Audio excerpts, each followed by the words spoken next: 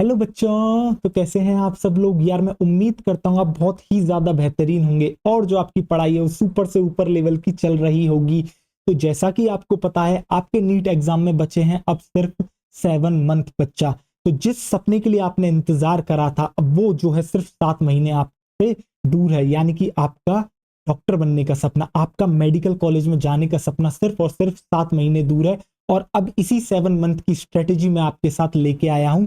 तो चलो आओ आज की स्ट्रेटेजी के बारे में हम बात करते हैं कि हमें किस तरीके से अगले 7 मंथ को जो है बेस्ट वे में यूटिलाइज करना है, जिससे कि हमारी बेहतरीन रैंक आ सके नीट एग्जाम में। अगर मैं बच्चा आज की डेट की बात करता हूं तो आज जो डेट है बच्चा वो है आपकी 20 सितंबर 2025, और जो आपका पेपर होना है नीट एग्जाम का वो आपका होना है 3 मई 2026 को। इसके बीच में अगर मैं रिमेनिंग डेज निकालता हूं तो वो आपके आते हैं 224 दिन, यानी कि 224 डेज।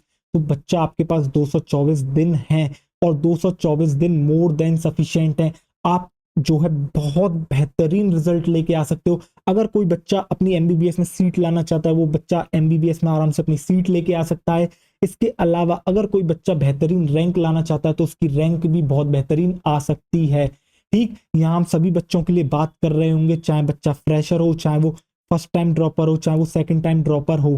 ठीक, और सभी को कुछ ना कुछ बच्चा आता है। जो फ्रेशर है बच्चा, जो 12th में है, वो पहली बार जो एग्जाम देगा तो बेटा उसको जो 12th का सिलेबस है वो तो अच्छे से आता है, समझ रहे हो आप। इसके अलावा उसे 11th जो है वापस से रिवाइज करना जो है शुरू करना होगा। जो फर्स्ट टाइम ड्रॉपर हो बेटा वो 11th 12th पढ़ चुका है तो उसे भी चीजें आती हैं। इसके अलावा जो बच्चा सेकंड टाइम ड्रॉपर है उसके लिए तो ये समय मतलब बहुत ज्यादा है।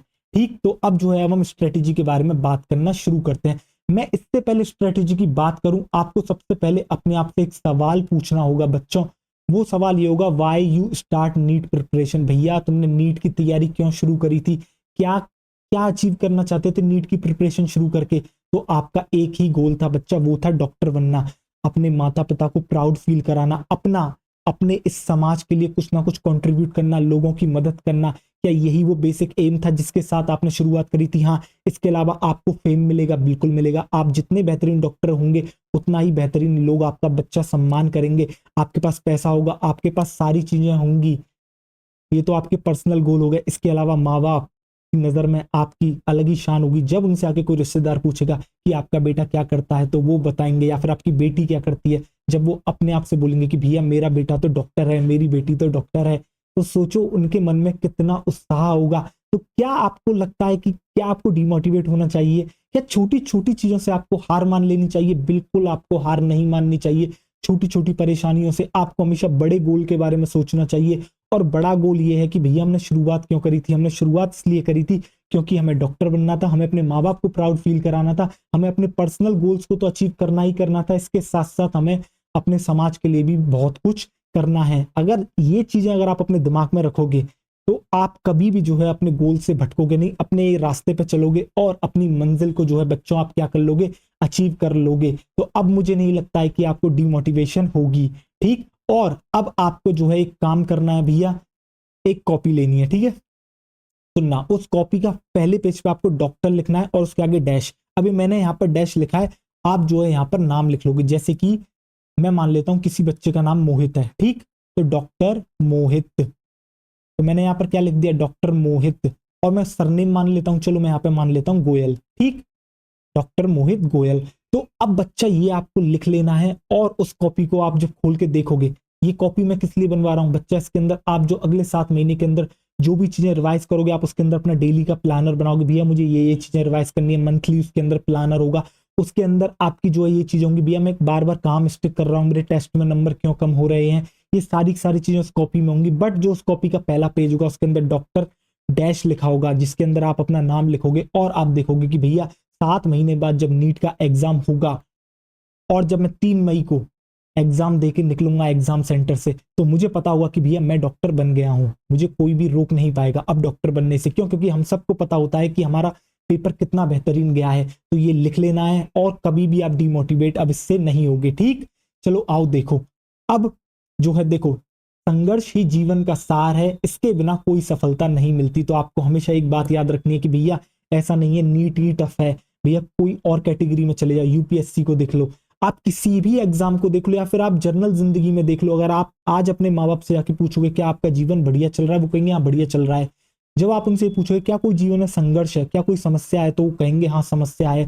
और बच्चा एक्चुअली में जीवन का दूसरा नाम ही संघर्ष है। जीवन का सार ही क्या है बच्चा? संघर्ष है। और इसके बिना आपको सफलता भी नहीं मिलती। संघर्ष है तभी तो बेटा मजा है। अगर चैलेंजेस नहीं होते तो किसी चीज की वैल्यू होती क्या? अगर डॉक्टर बनना इतना आसान होता तो हर कोई बन जाता, क्या इतनी वैल्यू होती? नहीं होती। तो आपको समझ में आ गया भैया, संघर्ष से डरना नहीं है, लड़ना है, लड़ेंगे और जीत के निकलेंगे, ठीक है? नहीं तो सीख के निकलेंगे, कुछ ना कुछ तो हम लेके बच्चा निकलेंगे, ठीक? अब देखो, अब हम बात करने वाले हैं बच्चा आपसे स्ट्रेटेजी के बारे में। अब जरा देखिए, फिजिक्स, केमिस्ट्री, बायोलॉजी। अब आपको इन सबके चैप्टर्स में आपको बता दूंगा कि किस किस सब्जेक्ट में कितने चैप्टर्स हैं। अब आपको करना क्या है, आपको इन चैप्टर्स को तीन जो है कैटेगरीज में डिवाइड करना है, इजी, मॉडरेट, डिफिकल्ट। भैया कौन से चैप्टर ऐसे हैं जो भैया मुझे बहुत इजी लगते हैं, ठीक है? कौन से ऐसे चैप्टर हैं जो मुझे मॉडरेट लगते हैं, ना तो इजी है ना डिफिकल्ट है, मेरे लिए बीच की कैटेगरी में आते हैं। और कौन से ऐसे चैप्टर हैं जो वाकई में डिफिकल्ट है, आपके टीचर्स ने भी आपको बताए होंगे जिनसे आप रेस्पेक्टिव सब्जेक्ट पढ़ते हो, ठीक है? और इसके अलावा आप अपने लेवल पर भी जानते हो भैया ये चैप्टर इजी है, जैसे लिविंग वर्ल्ड बेटा बहुत इजी चैप्टर है, आप समझ रहे हो? Breathing and exchange of gases easy chapter है, ठीक? इसके अलावा जैसे कि आप कह सकते हो एटम वाला जो चैप्टर आता है आपका फिजिक्स और केमिस्ट्री में बेटा, वो बहुत इजी चैप्टर होता है, ठीक है? ऐसे ही मॉडरेट चैप्टर होता है, ऐसे डिफिकल्ट चैप्टर होता है। तो आपको क्या करना है, जो है फिजिक्स, केमिस्ट्री, बायोलॉजी के जितने भी चैप्टर्स हैं उसको इजी, मॉडरेट और डिफिकल्ट तीन कैटेगरीज में क्या कर लेना है, आपको डिवाइड कर लेना है। अब मैं आपको बता देता हूं भैया कितने कितने चैप्टर्स जो हैं आपके सिलेबस में हैं। तो देखो, जब मैं बायोलॉजी की बात करता हूं तो टोटल बच्चा 32 आपके चैप्टर्स हैं, ठीक? जिसमें से 11th क्लास में आपके 19 चैप्टर्स हैं, 12th क्लास में आपके 13 चैप्टर्स हैं, तो टोटल हो गए 32 चैप्टर। तो आपको क्या करना है, इन 32 चैप्टर्स को बच्चा इजी, मॉडरेट और डिफिकल्टी कैटेगरी में क्या करना है, कैटेगराइज करना है। मैं बायोलॉजी का टीचर हूं बच्चा, मैं बायोलॉजी पढ़ाता हूं, ठीक? तो मैं आपको बता दूंगा कि जो है ये इजी चैप्टर है, ये मॉडरेट है, ये आपके कौन से डिफिकल्ट चैप्टर हैं। बाकी फिजिक्स, केमिस्ट्री के लिए आपको अपने लेवल पर काम करना होगा और जो है अपने रेस्पेक्टेड टीचर्स से जो है बात करनी होगी, और वो आपको बताएंगे भैया ये टफ चैप्टर है, ये डिफिकल्ट है, ये इजी चैप्टर है। और बाकी जब आप पढ़ते हो तो आपको तो पता ही है बच्चा कौन सा इजी है कौन सा टफ है, ठीक? तो अगर मैं फिजिक्स के चैप्टर की बात करता हूं तो आपके टोटल चैप्टर आते हैं फिजिक्स के बच्चा 28, जिसमें से 11th में आते हैं 14 चैप्टर, 12th में भी आते हैं आपके 14 चैप्टर्स। जब मैं बात करता हूं केमिस्ट्री की तो केमिस्ट्री में आते हैं बच्चा आपके 19 चैप्टर, जिसमें से 11th में आपके 9 चैप्टर हैं, और 12th में आपके जो है कितने आते हैं बच्चा, आपके आते हैं 10 चैप्टर्स। तो क्या आपको मोटा मोटा सिलेबस यहाँ पर आपको दिख गया, आपको समझ में आ गया भैया? बायोलॉजी के 32 चैप्टर्स हैं, फिजिक्स के आपके आ जाते हैं बच्चा 28 चैप्टर्स, ठीक? और आपके जो है केमिस्ट्री के आ जाते हैं 19 चैप्टर्स, यानी कि टोटल कितने हो गए आपके? हो गए बच्चे 79 चैप्टर्स। तो टोटल जो आपका सिलेबस है वो है 79 चैप्टर्स का। और आपको पता है आपका जो सिलेबस आता है वो पूरा का पूरा बच्चा एनसीईआरटी बेस्ड ही आता है, तो आपको पूरा फोकस अपनी एनसीईआरटी पे रखना है, ठीक? तो चलो आओ देखो, अब हम आगे देखते हैं। आओ, अब आपको क्या करना है, आपको बनाना होगा बच्चा मंथली प्लानर या फिर मंथली टारगेट्स। अब कैसे होगा मंथली प्लानर? मैंने आपसे कहा ना भैया, आपको डिवाइड करना होगा इजी, मॉडरेट और आपको डिफिकल्ट चैप्टर में। आपको क्या करना है, एक महीने के अंदर बायोलॉजी में क्या करना है, इजी जो चैप्टर्स हैं वो 3 से 4 चैप्टर्स आपको इजी वाले करने होंगे, मॉडरेट वाले आपको 2 चैप्टर्स करने और डिफिकल्ट वाला आपको 1 चैप्टर करना है। तो ये आपको फिक्स कर लेना है कि भैया अब आने वाले महीनों में मैं जो ये स्ट्रेटेजी बता रहा हूं बेटा महीने की, मैं अगले 5 महीने आपके लिए लेके चल रहा हूं। कौन कौन से मैं आपको बता देता हूं। सितंबर में अभी भी 10 दिन बाकी हैं, ठीक? इसके बाद आपका आ जाएगा अक्टूबर, नवंबर, दिसंबर, जनवरी और फरवरी, ठीक है? फरवरी तक आपको जो है ये जो है प्लानर फॉलो करना है। फिर मार्च और अप्रैल में क्या करना है, आपको इंटेंस रिवीजन करना है और आपको टेस्ट पे टेस्ट देने हैं, लगातार मॉक टेस्ट देने होंगे, ठीक? ये चीजें आपको जो है फॉलो करनी है। तो आपको अगले 5 महीने तक क्या करना है, बायोलॉजी के अंदर देखो इजी 3 to 4 चैप्टर्स आपको हर महीने करने हैं, मॉडरेट आपको जो है 2 चैप्टर करने हैं और डिफिकल्ट आपको 1 चैप्टर करना है। इसी सेम वे में आपको फिजिक्स में क्या करना है, फिजिक्स में जो है 2 इजी चैप्टर्स करने हैं, 2 मॉडरेट चैप्टर्स करने हैं और 1 डिफिकल्ट चैप्टर करना है। तो यानी कि हर महीने में आप 5 फिजिक्स के चैप्टर को क्या कर रहे होंगे बच्चा, डील कर रहे होंगे, ठीक? अगर आपको जो है टाइम बचता है तो आप क्या करोगे, एक और इजी चैप्टर ऐड करते हुए चलोगे इनके अंदर, ठीक है? डिफिकल्ट और मॉडरेट को आप सेम रखोगे। सेम वे में आप बायोलॉजी में कितने, एक महीने में कितने चैप्टर कर रहे होंगे, सपोज करो इजी 4 चैप्टर आप कर लोगे, तो आप टोटल लगभग 6 to 7 चैप्टर्स आप महीने में बायोलॉजी के भी कर रहे होंगे। इसके बाद आपका आ जाता है बच्चा केमिस्ट्री। जब मैं केमिस्ट्री की बात करता हूं तो केमिस्ट्री में इजी में आपको 2 चैप्टर करने हैं महीने में, मॉडरेट में 2 चैप्टर करने हैं और डिफिकल्ट में आपको 1 चैप्टर करना है। तो क्या आपको मोटा मोटी समझ में आ गया महीने का गोल, क्या आपको समझ में आ गया कि भैया कौन कौन से महीने में आपको जो है कौन सा काम करना है। तो आपके दिमाग में बेहतरीन तरीके से ये जो चीजें हैं क्लियर हो गई होंगी। तो क्या आपको मंथली प्लानर समझ में आ गया बच्चा, बायोलॉजी का, फिजिक्स का और आपका केमिस्ट्री का। अगर आप इसको फॉलो करोगे तो आपके सारे चैप्टर्स हो जाएंगे, ठीक बेहतरीन तरीके से जो है आपके हो जाएंगे। अब देखो, अब मैं जो है आपको थोड़ा सा, मैंने आपको बता दिया भैया महीने में कितना करना है, तो एक बार जो है हम टाइम टेबल भी देख लेते हैं कि भैया जो हमें एक दिन के अंदर 24 घंटे मिलने हैं उसको हम किस तरीके से डिस्ट्रीब्यूट करें। तो देखो आपके पास टोटल बच्चा 24 घंटे हैं, आपके पास क्या, सभी के पास 24 घंटे हैं। जिसकी एयर 1 आनी है उसके पास भी 24 घंटे हैं, जो बच्चा फेल होना है उसके पास भी 24 घंटे हैं।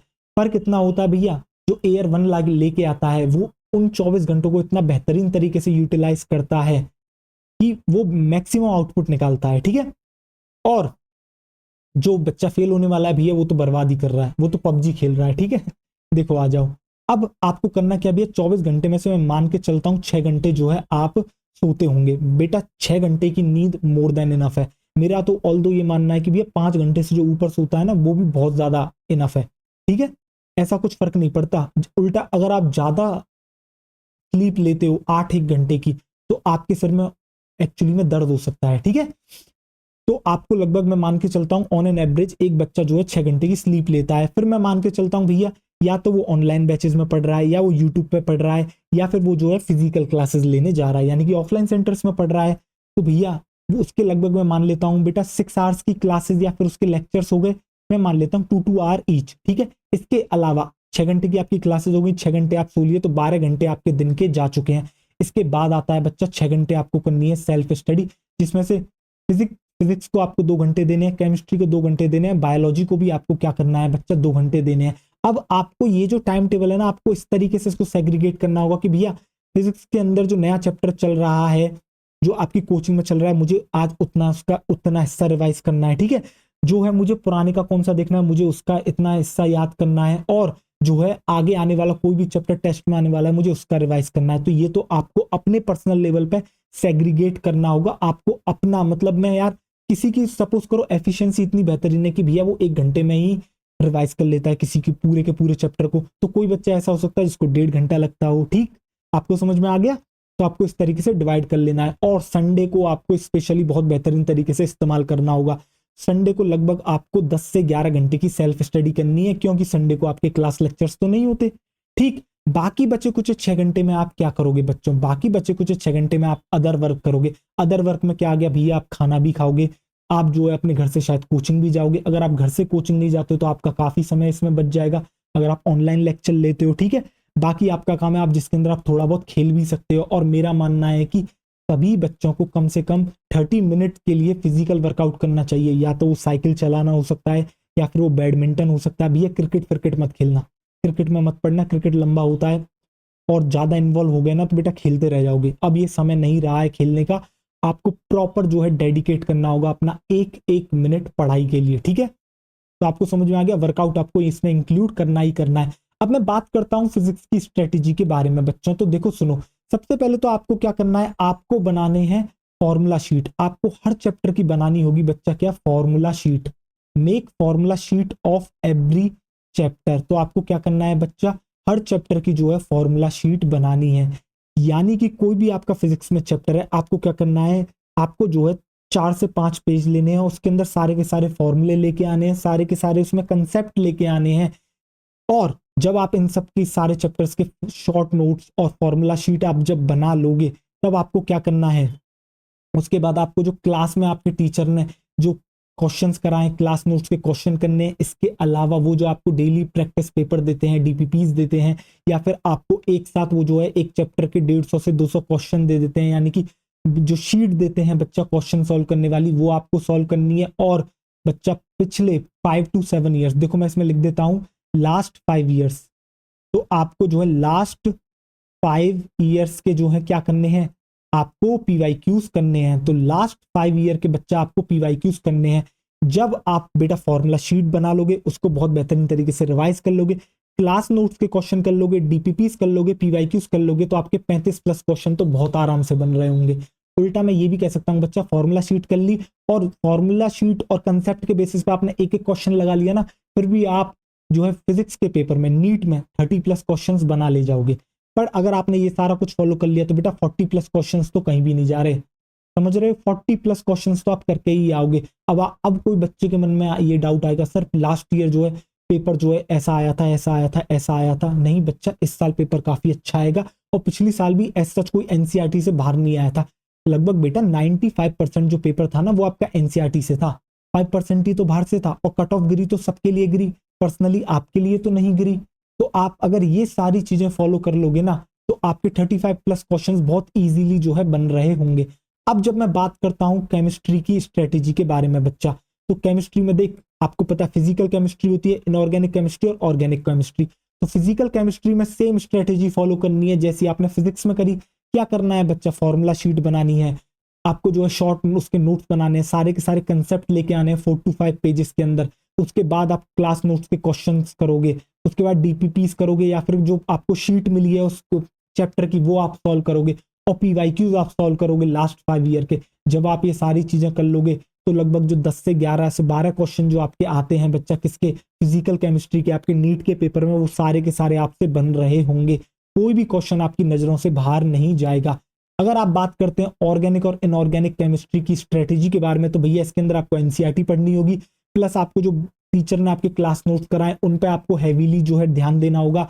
और इसके अलावा मैं आपको बताता हूं जैसे ऑर्गेनिक केमिस्ट्री में बच्चा जो आपकी 11th में बेसिक ऑर्गेनिक केमिस्ट्री है जिसके अंदर आईयूपीसी नोमेनक्लेचर आ गया, और इसके अलावा आपके जो है जितनी भी चीजें आपको बताई जाती हैं, होती है ना बच्चा, एक आपको बेसिक, कोई भी आपका टीचर होता है वो सीधे चैप्टर चालू नहीं करता, पहले आपको वो बेसिक ऑर्गेनिक केमिस्ट्री पढ़ाता है। तो बच्चा उसके कंसेप्ट आपको बहुत मजबूत करने होंगे। जब आपके उसके कंसेप्ट बहुत ही ज्यादा मजबूत होंगे, आपका बेसिक बहुत अच्छा होगा, तब आपको आगे के चैप्टर एल्डिहाइड, कीटोन, एल्कोहल, ये सारी की सारी चीजें आपको समझ में आएंगी। ठीक, फिर इसके बाद जब आप ये सारी चीजें कर लोगे तो बच्चा क्लास नोट्स के क्वेश्चन करने हैं आपको, वही डीपीपीज और शीट लगानी है, और लास्ट 5 ईयर के पीवाईक्यूज आपको करने हैं। ठीक, अगर मैं अब बात करता हूं बच्चा बायोलॉजी के बारे में, तो सबसे पहला एम तो आपका फिक्स होना चाहिए बायोलॉजी में भैया 360 में से 360 चाहिए, यानी 360 आउट ऑफ 360 मुझको लेके आने हैं। इससे कम में तो बात बिल्कुल भी नहीं बनने वाली।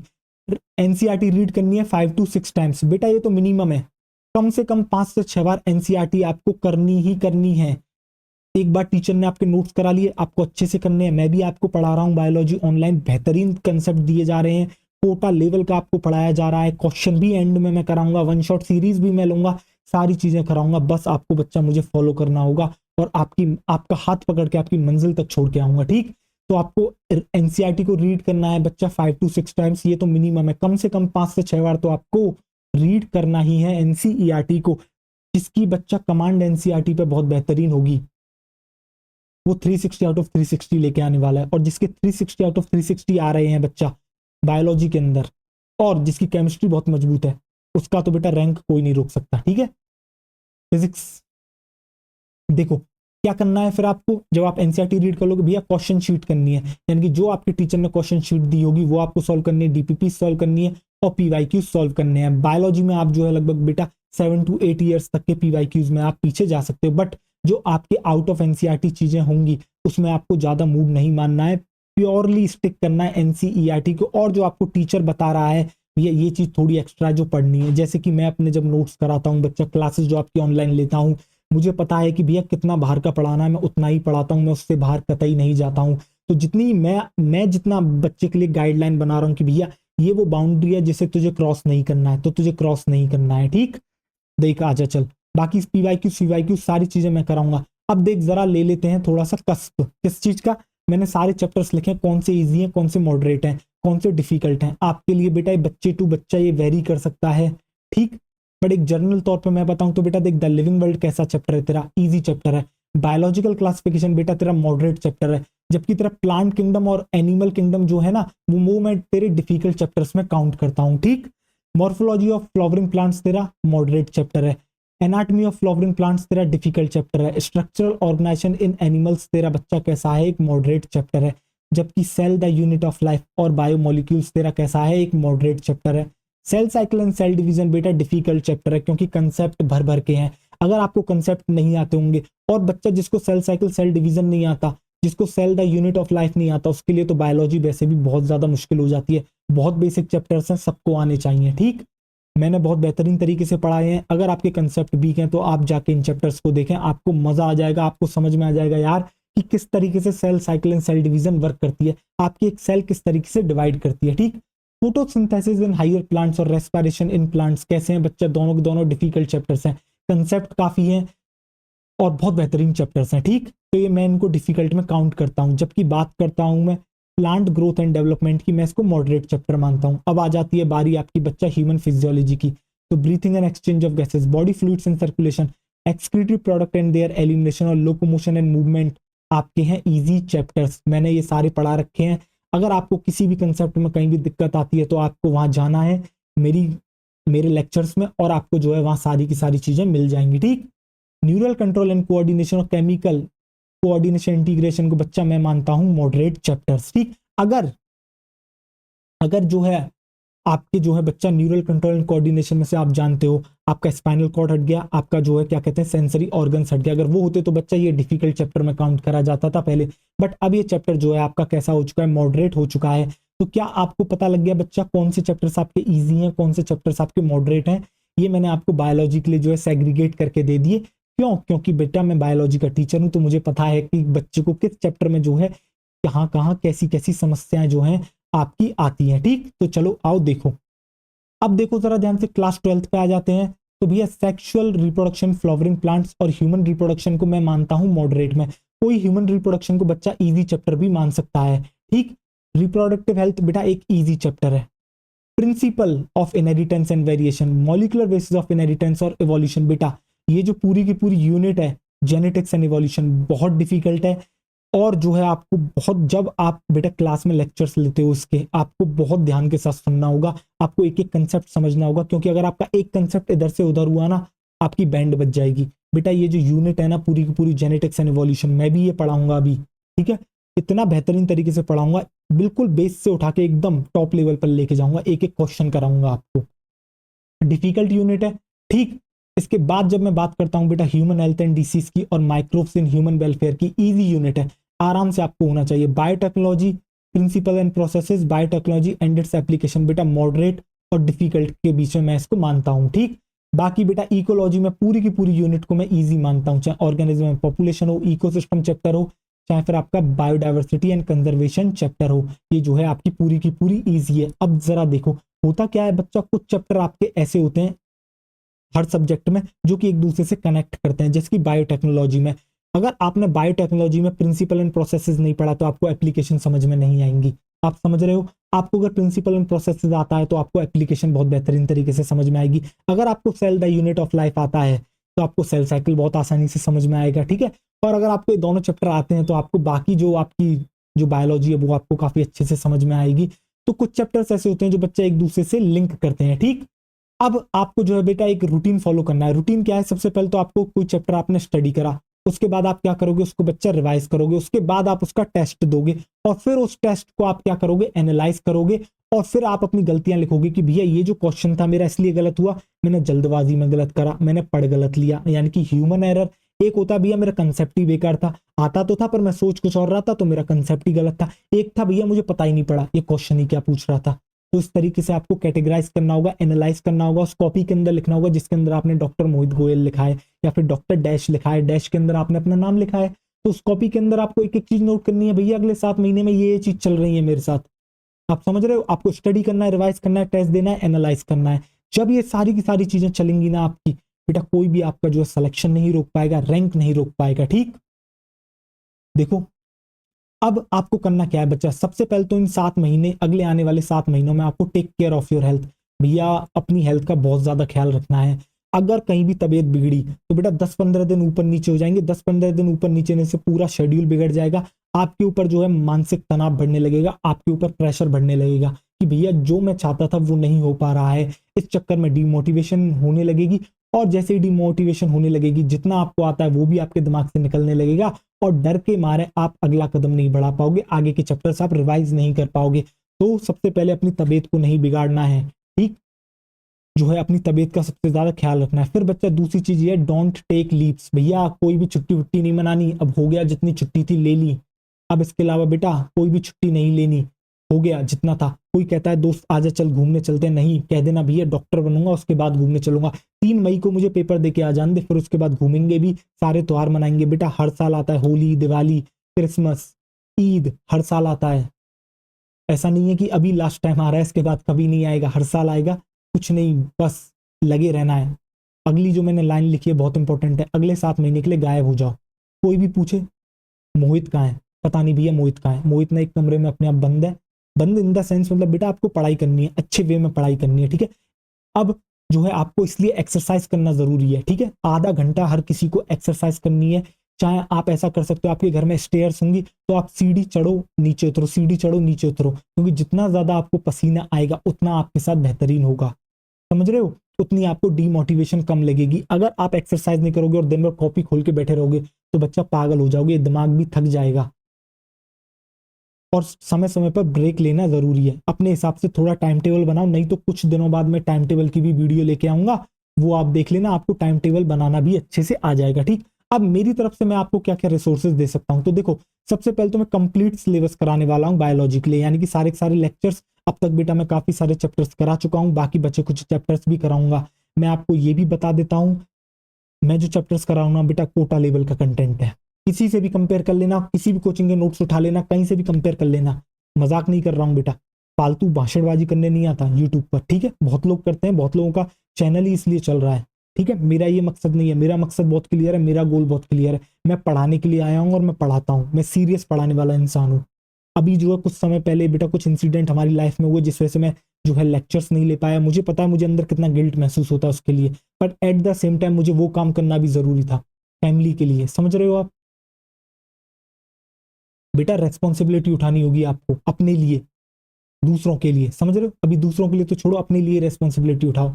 इस समय मेरी भी एक रेस्पॉन्सिबिलिटी बनती है, मैं आपको सिलेबस कराऊं, मैंने आपसे कहा था जनवरी एंड तक सिलेबस करा दूंगा, अब मुझे ऐसा लग रहा है फरवरी मिड तक जाएगा मेरा सिलेबस, फरवरी मिड या फिर फरवरी फरवरी मिड तक ही हम कोशिश करेंगे खत्म करने का। उसके बाद बच्चा मैं क्या कराऊंगा, जब मैं सिलेबस करा दूंगा फरवरी मिड तक, आपका क्वेश्चंस कराऊंगा, बेहतरीन क्वालिटी के पीवाईक्यूज कराऊंगा, सारे के सारे वन शॉट सीरीज लेके आऊंगा, जो जो चीज आपके लिए बेटा जरूरी होगी वो लेके आऊंगा। उस सीरीज को लाने से पहले वीडियो बनाऊंगा, भैया इस सीरीज में मैं क्या क्या कराने वाला हूँ, ये सीरीज तुम्हारे लिए जरूरी क्यों है, क्यों इस सीरीज को फॉलो करना है, और इस सीरीज को फॉलो करोगे तो बच्चा आगे तक जाओगे, समझ रहे हो, आगे तक जाने का मतलब मेडिकल कॉलेज में अपनी सीट जो है आप क्या कर लोगे, कंफर्म कर लोगे, ठीक। और बाकी मैं आपको एक बात बता देता हूं कि भैया यूट्यूब चैनल है जो मेरा कुशल प्रताप सिंह, उसकी जो कम्युनिटी पोस्ट है उसके अंदर डेली एनसीईआरटी क्वेश्चंस डालता हूं, आओ और वहां डेली एनसीईआरटी क्वेश्चंस को अटेम्प्ट करो, ठीक है। अभी 5 क्वेश्चंस डालता था, अब मैं सोच रहा हूं 10 to 12 क्वेश्चंस डालना शुरू कर देता हूं, ठीक है। 10 to 12 क्वेश्चंस डालूंगा, आपको देखना है आपको कितनी चीजें आती हैं, आपको अटेम्प्ट करना है। और एक चीज, अब डरना नहीं है, कोई भी पेपर बच्चा आपको मिस नहीं करना है, आपका कोचिंग का पेपर हो चाहे आपका जो है ऑनलाइन का पेपर हो, चाहे आपने अपने मन से सेट करा हो कि भैया आज के जो है इस महीने में या फिर इस हफ्ते में मुझे ये टेस्ट देने हैं, तो भैया वो टेस्ट देने हैं, चाहे आपके एक ही क्वेश्चन सही क्यों ना हो, आपको टेस्ट से भगना नहीं है, आपको सीखना है।